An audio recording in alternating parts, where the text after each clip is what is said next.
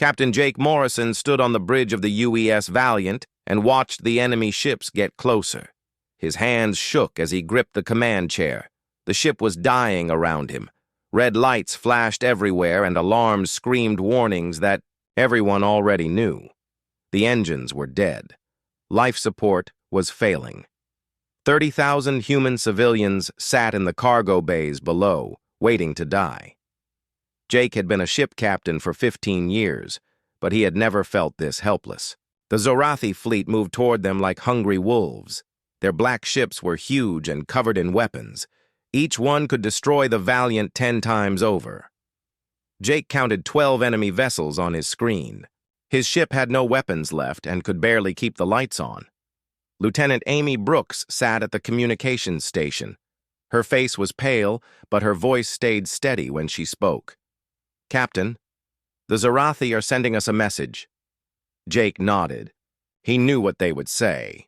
The Zorathi always gave the same message before they killed everyone.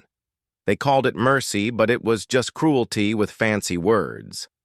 The main screen lit up with the face of a Zorathi commander. The alien looked like a giant lizard that walked on 2 legs. Its yellow eyes glowed with hatred for all humans. "Human ship, you will surrender now. Your people will become slaves. This is the only offer you will receive," Jake wanted to tell the alien what he thought of that offer, but he had to think about the 30,000 people below. Men, women, and children who had done nothing wrong except be born human. They were refugees from the Earth sector where the war had destroyed everything. They had hoped to find a new home on the colony worlds, but now they would find only death. Or slavery. "Sir," said Lieutenant Ben Carter from the weapons station, "all systems are down. We cannot fight back." Jake closed his eyes for a moment. He thought about his wife Sarah, who had died when the Zorathi attacked their home planet. He thought about his daughter who was somewhere among the refugees below. She was only 8 years old and she trusted her father to keep her safe. Now he had failed her just like he had failed Sarah. "Captain," Amy said again, "we are getting another transmission. It is not from the Zorathi." The screen changed, and Jake saw something he did not expect. The face looking back at him was not human or Zorathi. It belonged to a Kalani. The aliens looked like tall, thin people, but with blue skin and large black eyes. They were traders and merchants who traveled all over the galaxy. Everyone knew the Kalani were peaceful. They did not fight wars or take sides in conflicts. "Human. Vessel. This is Commander Zethka of the Merchant Fleet Silent Current," the alien said. His voice was calm and gentle. "We have seen what is happening here. We cannot allow innocent people to die." Jake stared at the screen. Behind the Kalani commander, he could see other Kalani moving around their ship. They all looked scared, but determined. "Commander Zethka, you do not understand. Those are Zorathi warships. They will destroy you." The Kalani commander smiled. It was a sad smile, but also brave. "Captain Morrison, we understand very well. Our ships are built for trade, not war. We have light shields and no real weapons. But we also have something else. We have the choice to do what is right." On Jake's tactical display, 12 Kalani trading ships appeared. They were small compared to the Zorathi warships. Their hulls were silver and covered with cargo pods. They looked like flying warehouses, not warships, but they were moving toward the Zorathi fleet. Lieutenant Carter shook his head. "Captain, this is crazy. Those trading ships cannot fight Zorathi dreadnoughts. They will all die." Jake knew Carter was right, but he also understood what the Kalani were doing. They were buying time. They were trading their lives for the lives of 30,000 humans they had never met. Commander Zethka spoke again. "Captain Morrison, our sensors show your engines are damaged but not destroyed. You need 15 minutes to restart them. We will give you that time." The Kalani ships spread out in a defensive line between the Valiant and the Zorathi fleet. "Jake, watched in amazement as the small trading vessels prepared to face an enemy that outgunned them 100-1. Some of the Kalani ships started playing music on open channels. It was beautiful and sad, like a song you might hear at a funeral. The Zorathi commander appeared on screen again. His lizard face showed confusion and anger. "What are these traitors doing? Tell them to move away or we will destroy them too." Jake opened a channel to the Kalani fleet. "Commander Zethka, you still have time to leave. No one will think less of you." The Kalani commander was quiet for a moment. When he spoke, his words were soft but clear. "Captain, in our culture we believe that every life is connected to every other life. When we save you, we save a part of ourselves. When you live and have children and those children have children, a piece of us continues too." The first Zorathi ship fired. The energy beam hit a Kalani trader and the small ship exploded in a flash of white light. 11 Kalani ships remained. They did not run. Instead, they moved closer to the enemy. "Engineering to bridge," came a voice from below. "Captain, we have power restored to the engines. We can jump to hyperspace in 10 minutes. Jake watched as another Kalani ship died, then another. The brave aliens were using their ships like shields, putting themselves between the Zorathi weapons and the human refugee ship. They had no chance of winning, but they fought anyway. Commander Zethka's ship was still alive, but badly damaged. Smoke filled his bridge and sparks flew from broken equipment. "Captain Morrison, you must record the names of our crews. Promise me that humanity will remember what happened here today." Jake's voice broke when he answered. "I promise, Commander. We will never forget." The last few Kalani ships died quickly after that, but they had done what they set out to do. The Valiant's engines came online just as the final trader exploded. Jake ordered the jump to hyperspace, and his ship disappeared into the dark between stars. As they fled, Jake sat in his command chair and wept. Amy Brooks was already working on the memorial database, recording the name of every Kalani who had died to save them. 30,000 human refugees were alive because 12 ships full of peaceful traders had chosen to die for strangers. Jake made a promise that day. Someday, when humanity was strong enough, they would return. They would find the families of those brave Kalani. They would repay the debt that could never really be repaid. The galaxy would learn that humans never forget those who helped them. And when that day came, their gratitude would shake worlds. Dr. Lisa Morgan walked through the halls of the Terran Defense Council building on New Washington. The walls were covered with pictures and memorials from the past 40 years. She stopped in front of one particular display. It showed the faces of 12 Kalani commanders who had died saving human refugees long ago. The memorial was called "The Heroes We Will Never Forget." Lisa had been just a child when the Kalani sacrifice happened. Now she was 52 years old and one of the most important people in human space. As Director of Strategic Intelligence, she knew things that most people could never imagine. She knew how far humanity had come since that terrible day when they almost died out completely. Her assistant, Colonel Peter Hayes, walked up behind her. He was carrying a thick folder full of reports. "Dr. Morgan, the latest survey results are in. The numbers are even better than we hoped." Lisa took the folder and read through the papers inside. The information made her smile. 40 years ago, humans had been a dying species running from their enemies. Now they controlled over 50 star systems and had the third largest fleet in the galaxy. The transformation was incredible. "How many ships do we have now?" she asked. 3,412 combat vessels, Peter answered.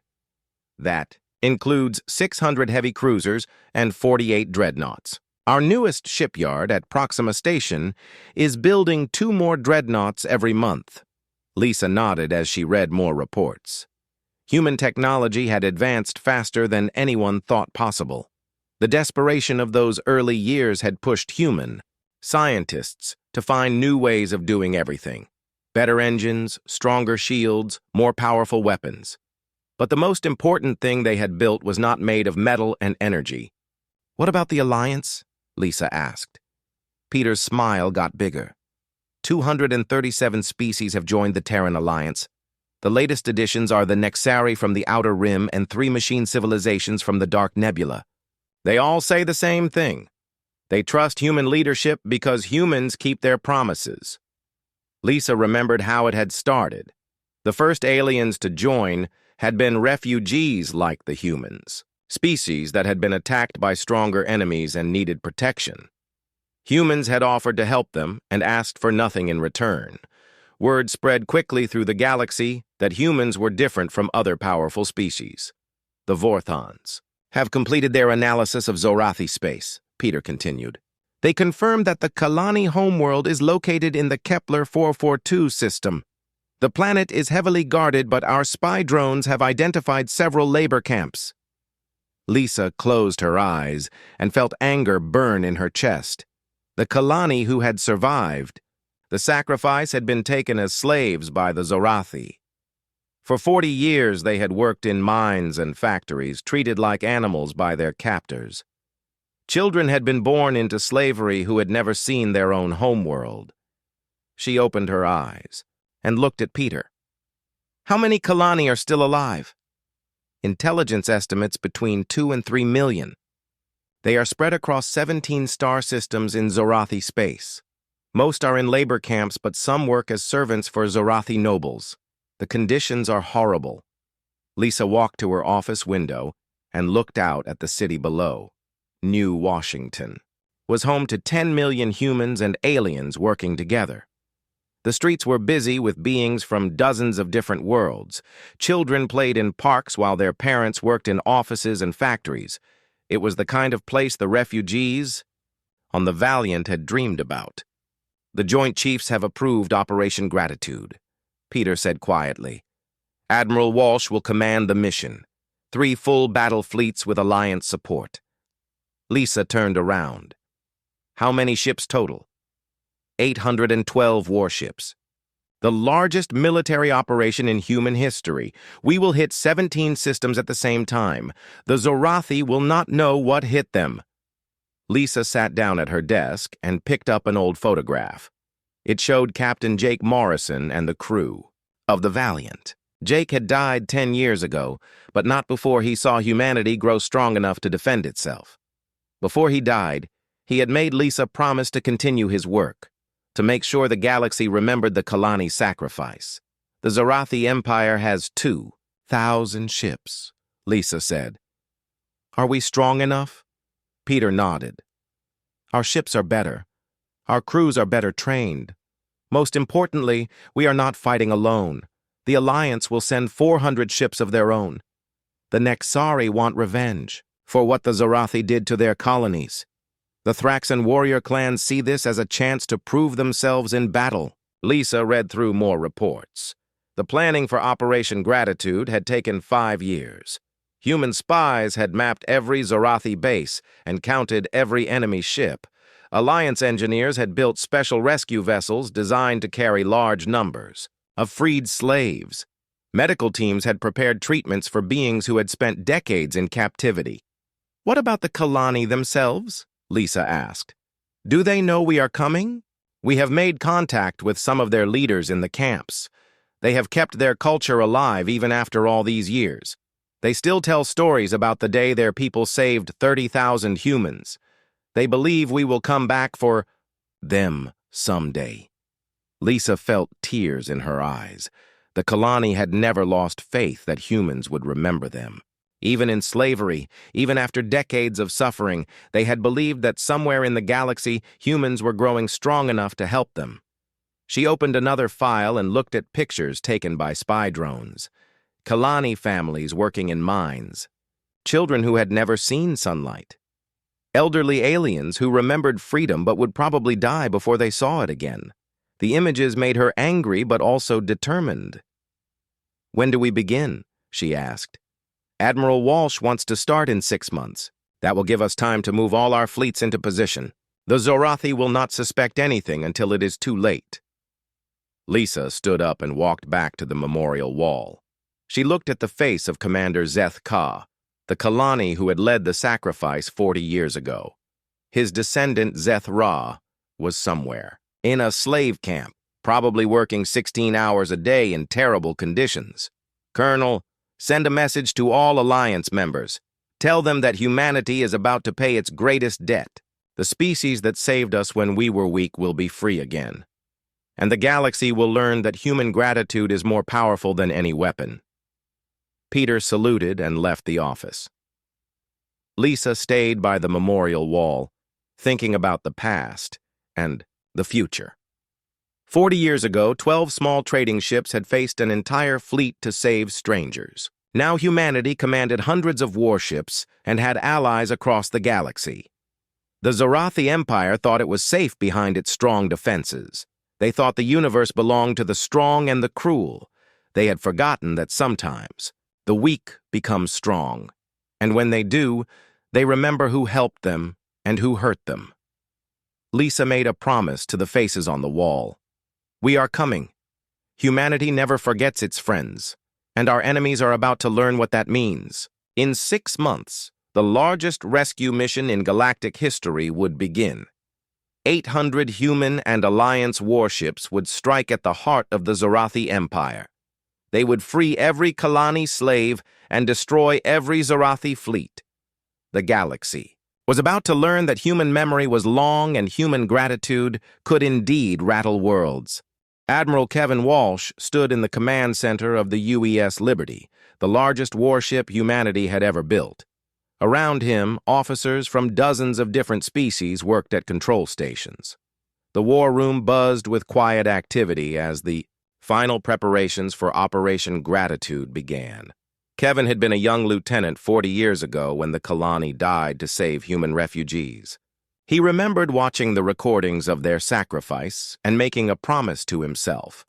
If he ever had the power to help them, he would do it.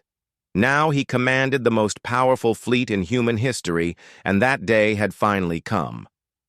Admiral, all fleet commanders are ready for the briefing, said his aide commander, Sarah Williams.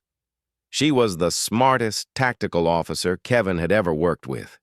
For 3 years, she had planned every detail of the operation that would free the Kalani people. The main display showed a 3-dimensional map of Zorathi space. Red dots marked enemy bases and fleets. Blue dots showed where Alliance forces were gathering. Green dots marked the locations of Kalani slave camps.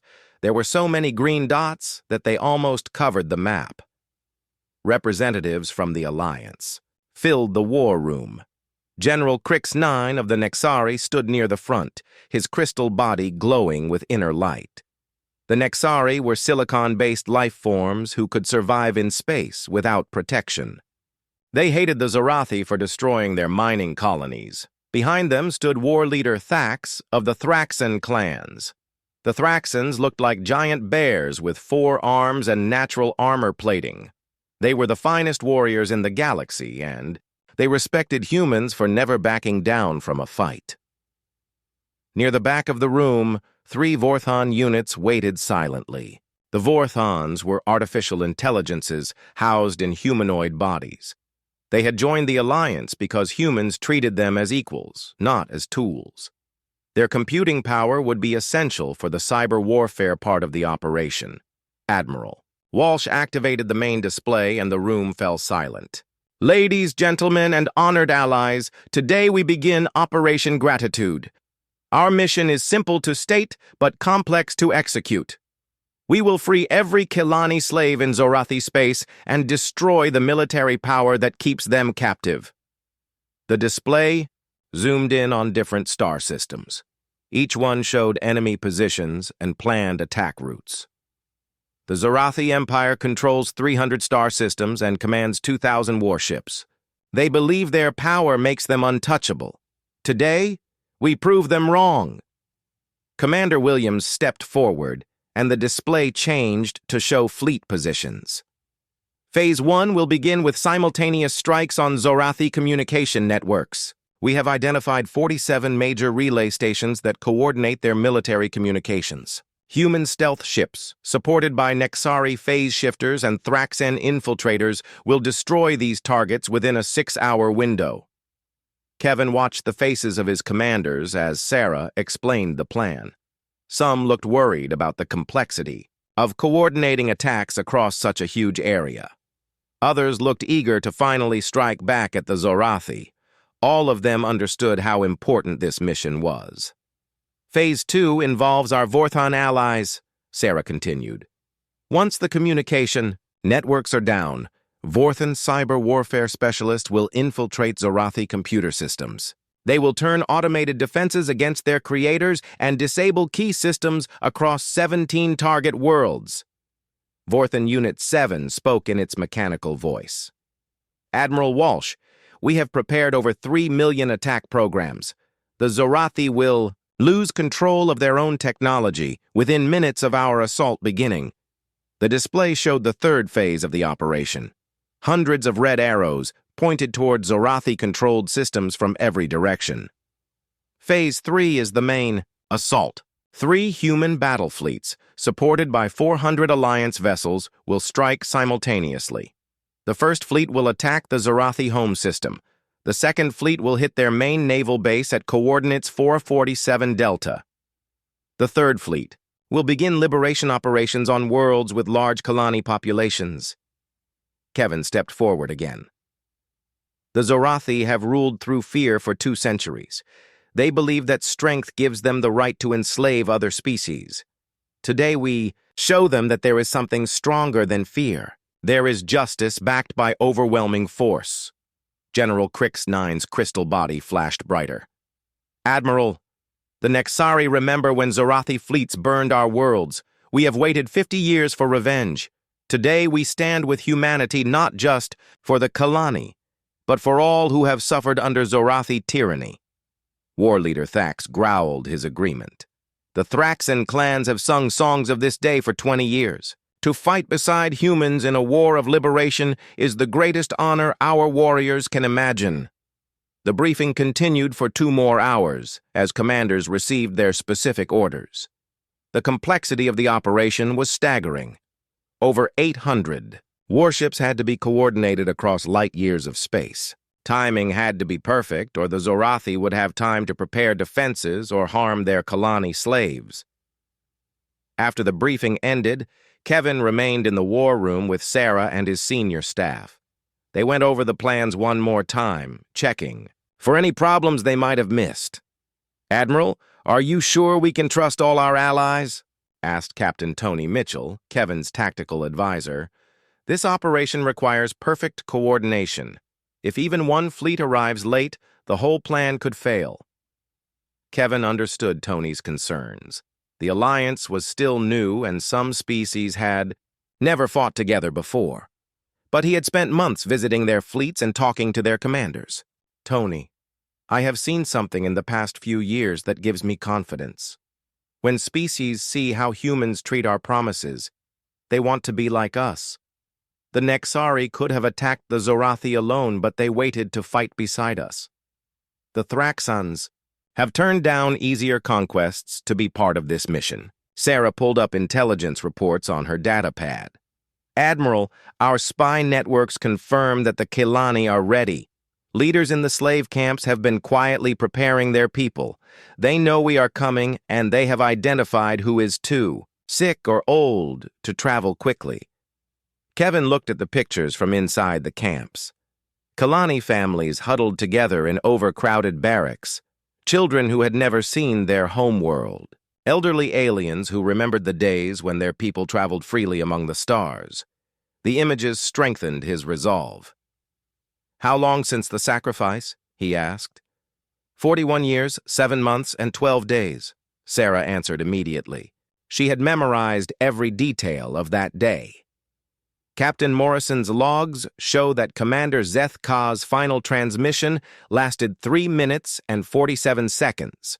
His last words were, "Remember us, and remember that kindness is stronger than cruelty." Kevin nodded. Those words had become the unofficial motto of Operation Gratitude. Every ship in the fleet had them painted on their hulls in dozens of languages. The Kalani commander's final message would be the first thing the Zorathi saw when human warships appeared in their systems.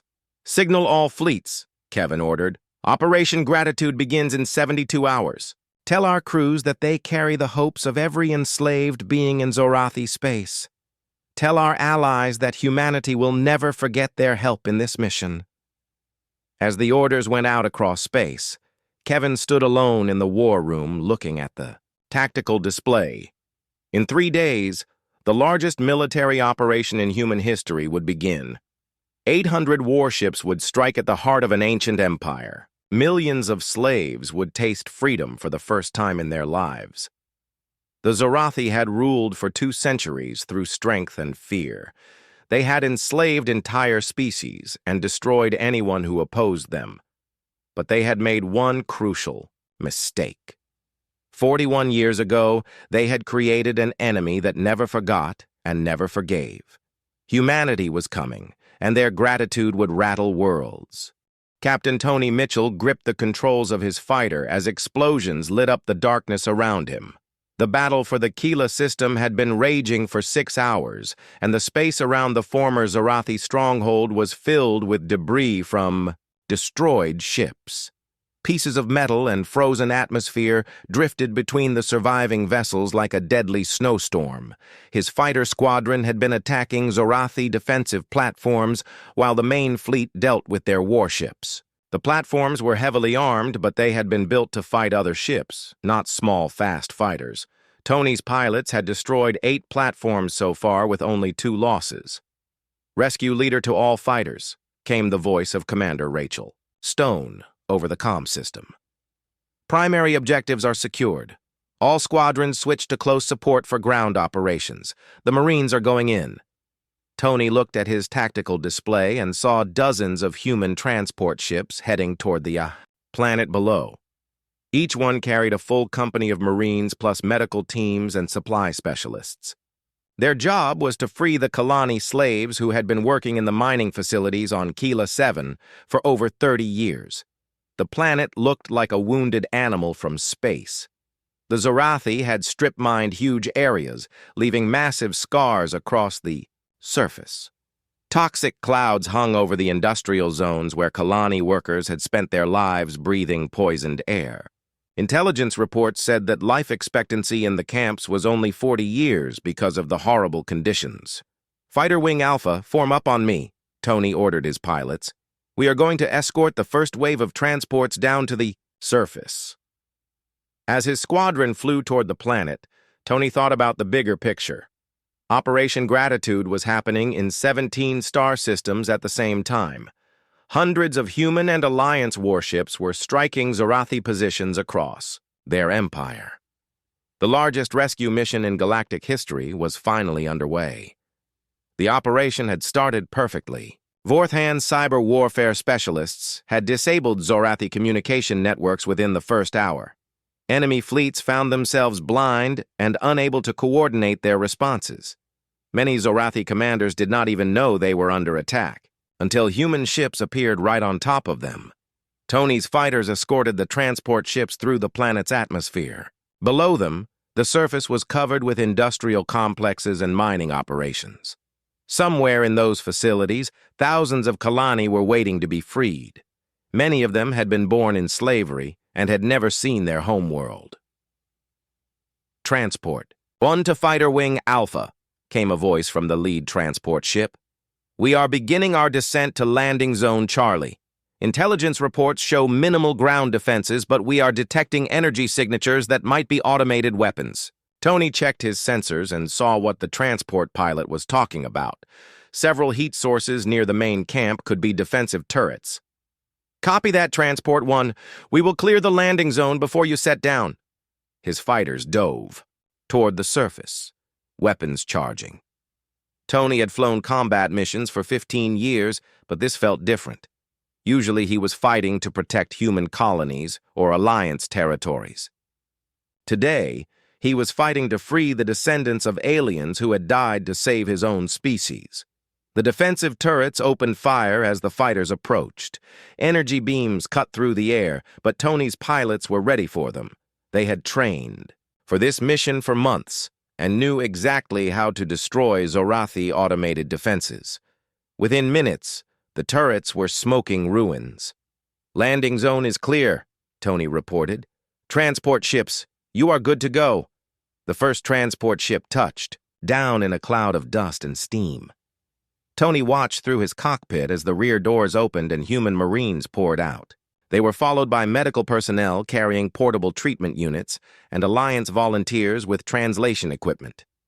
Lieutenant Colonel Dan Foster led the main assault team toward the largest building in the complex. Intelligence reports said it housed over 2,000 Kalani workers. The Marines moved carefully, checking for traps or hidden defenses, but the facility seemed almost abandoned. "Colonel Foster to rescue, leader," came Dan's voice over the comm. "We have reached the main detention facility. The doors are locked, but we are cutting through them now." Tony circled overhead in his fighter, watching for any sign of Zorathi. Reinforcements. The sky was clear except for more human transports coming down to land. Each one brought fresh troops and supplies for the liberation effort. "Foster to all units?" Dan's voice was tight with emotion. "We are inside the facility. Conditions are worse than intelligence reported. We need medical teams here immediately." Tony could hear the strain in the colonel's voice, and he understood why. The reports from other liberation sites had been heartbreaking. Kalani families packed into tiny rooms, children who were sick from malnutrition and toxic air, elderly aliens who were too weak to walk without help. But there was also hope in those reports. When the Marines broke down the doors and told the prisoners they were free, many Kalani had wept with joy. Others had simply stared in disbelief, unable to accept that their long nightmare was finally over. "Transport 4 to Fighter Wing Alpha," came another voice. "We have a problem at Landing Zone Delta. Zorathi ground troops are approaching from the east. They have armored vehicles and energy weapons." Tony checked his tactical display and saw the enemy forces moving toward one of the smaller camps. There were only 50 Marines at that location, and they would be badly outnumbered if the Zorathi reached them. "All fighters, we have new orders," Tony announced to his squadron. "Enemy ground forces are threatening Landing Zone Delta. We are going to stop them before they reach our people." The fighters turned away from the main facility and raced across the planet's surface. Tony could see the Zorathi vehicles moving through a valley between two mountain ranges. There were at least 20 armored transports and several heavy tanks. If they reached the landing zone, they could massacre the Marines before reinforcements arrived. "Wing Alpha to Transport 4. Tony called. "Get your people ready for combat. We are going to hit the enemy column, but some of them might get through." The fighters dove toward the valley, weapons fully charged. Tony lined up his crosshairs on the lead Zorathi tank and fired. His energy cannon punched through the vehicle's armor, and it exploded in a ball of flame. Around him, his pilots were destroying other targets with deadly precision. The Zorathi column tried to scatter, but they were trapped in the narrow valley with nowhere to hide. Tony's squadron destroyed 18 vehicles in their first attack run. The survivors tried to retreat, but more human fighters appeared and finished them off. "Nice work, Fighter Wing Alpha," came Dan Foster's voice. "Landing Zone Delta is secure. We are beginning prisoner evacuation now." Tony turned his fighter back toward the main facility and saw something that made his heart race. Kalani civilians were coming out of the detention buildings, supported by human Marines and medical personnel. Many were so weak they could barely walk, but they were free. One group caught his attention as he flew overhead. An elderly Kalani was being helped toward a medical transport by a young human medic. The alien's blue skin was pale from years of poor nutrition, but his large black eyes were bright with hope. Behind them walked a group of younger Kalani, probably his children and grandchildren. "Rescue leader to all units," came Rachel Stone's voice. "First wave of evacuations is complete. Medical transports are departing for the fleet hospital ships. Second wave begins in 30 minutes. Tony landed his fighter at the temporary base the Marines had set up near the main facility.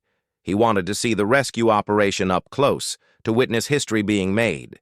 When he climbed out of his cockpit, he could hear sounds he had never expected to hear on a battlefield. The Kalani were singing.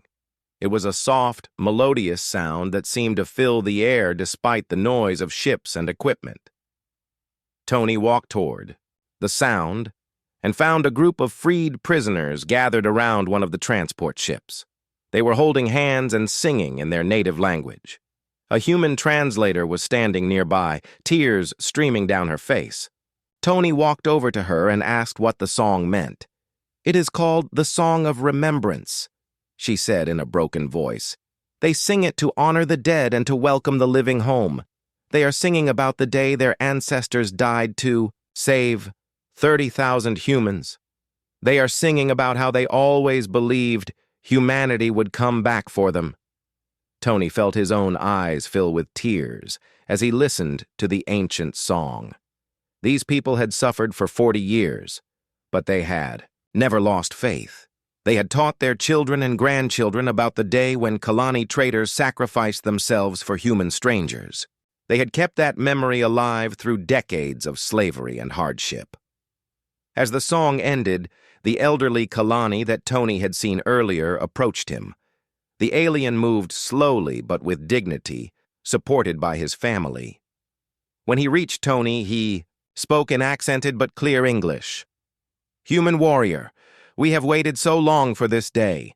Our stories told us that your people would remember us. Our stories told us that human gratitude burns like a star that never dies." Tony tried to find words to respond, but his throat was too tight to speak. Instead, he saluted the old alien with the deepest respect he could show. Around them, more. Transports were landing and more prisoners were being freed. Ambassador Helen Clark stood in the Grand Assembly Hall of New Kalara, watching delegates from across the galaxy take their seats for the most important ceremony in recent history. 5 years had passed since Operation Gratitude freed the Kalani, people from slavery.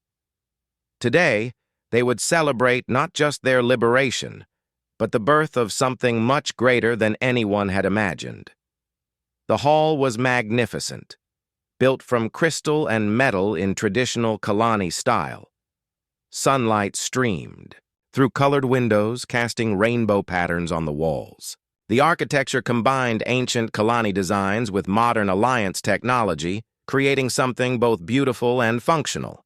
Helen had been on Kalara Prime many times since the liberation, but she still felt amazed by how much the planet had changed. When human forces first arrived, they found a world stripped bare by Zorathi mining operations. The air was poisoned, the water was toxic, and most of the surface was covered with industrial waste. Now the planet was green again. Kalani agricultural specialists, working with human terraforming experts, had restored the damaged ecosystems. Cities had been rebuilt using the best technology from dozens of Alliance species. Children played in parks where toxic waste dumps had once stood. "Ambassador Clark," said a familiar voice behind her. Helen turned to see Elder Zethra approaching, wearing the ceremonial robes of a Kalani leader. He was the great-grandson of Commander Zeth Ka, the hero who had died saving human refugees 46 years ago.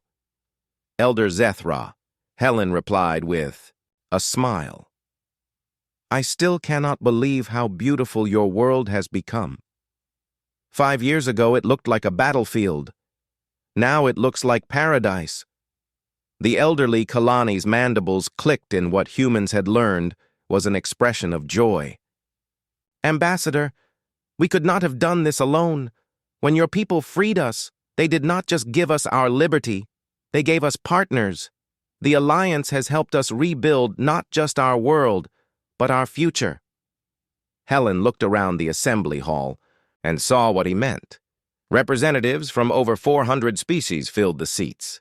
The Terran Alliance had grown far beyond anything the founders had imagined.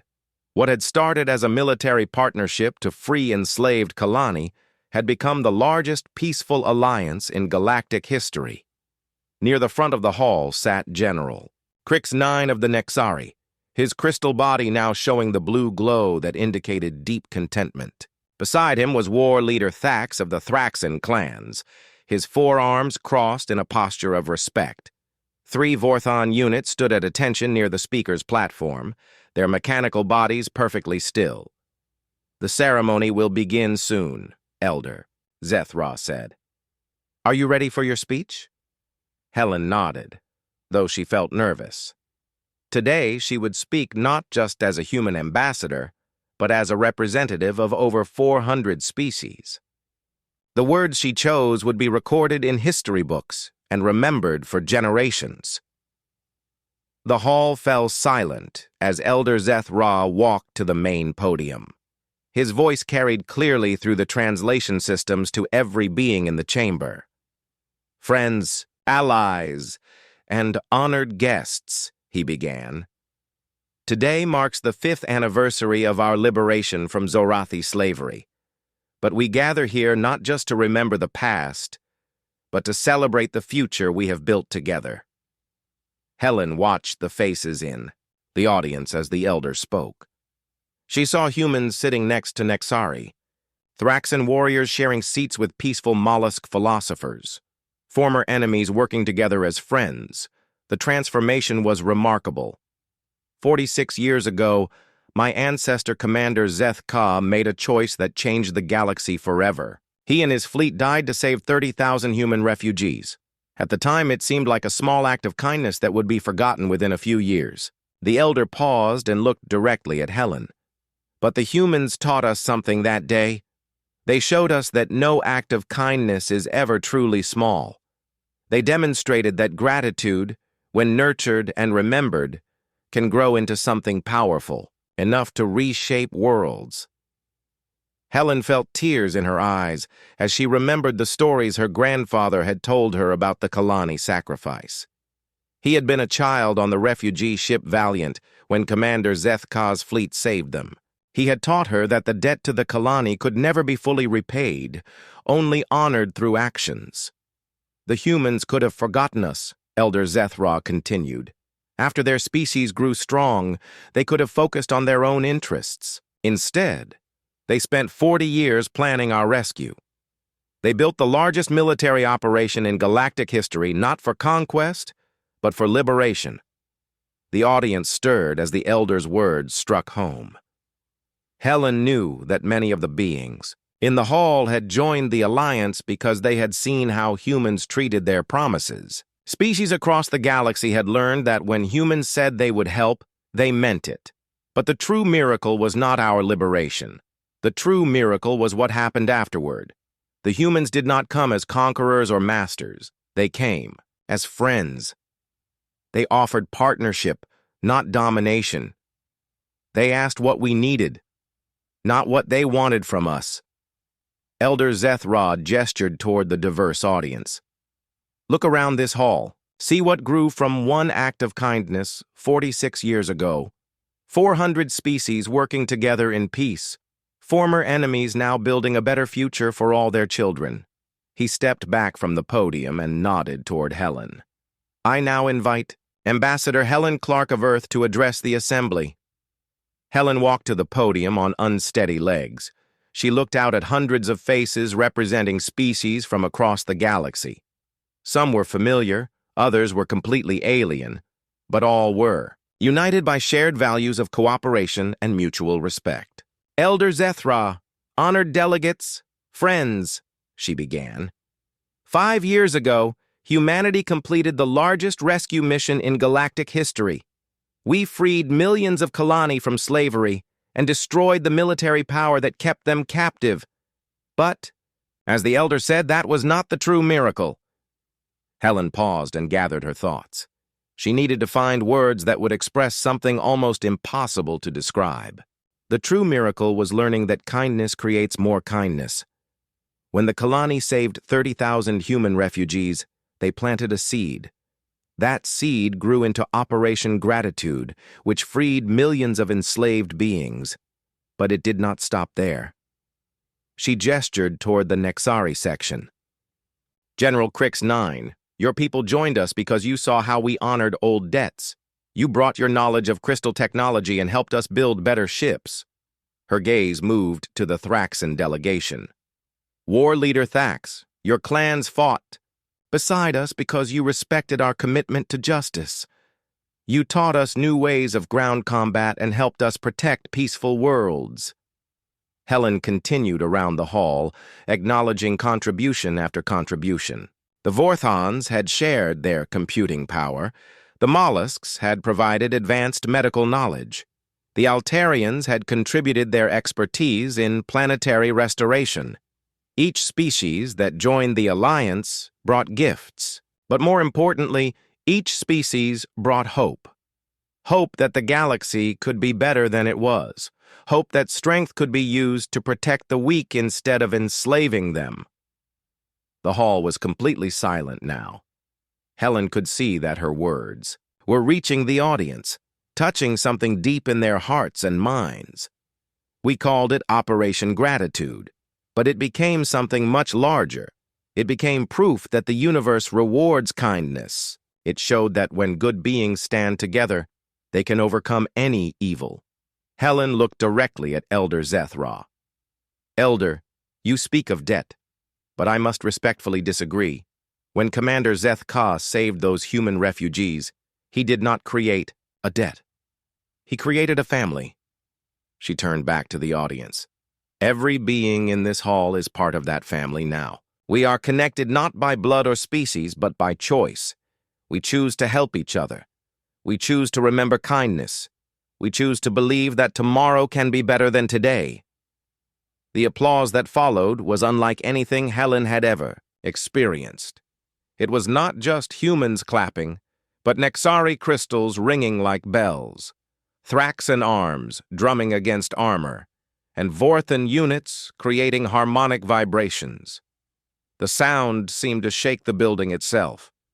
As the ceremony ended and delegates began to mingle, Helen found herself surrounded by beings from dozens of worlds.